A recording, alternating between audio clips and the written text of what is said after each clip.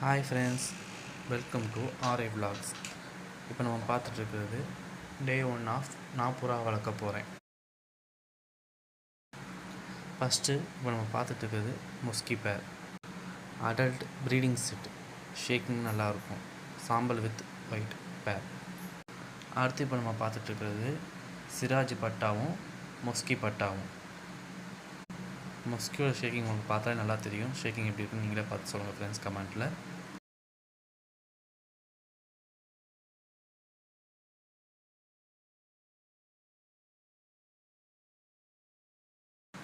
இப்போ நம்ம மூணாவதாக பார்த்துட்ருக்கிறது ஆஸ்திரேலியன் பேர் ப்ரீடிங் செட்டு.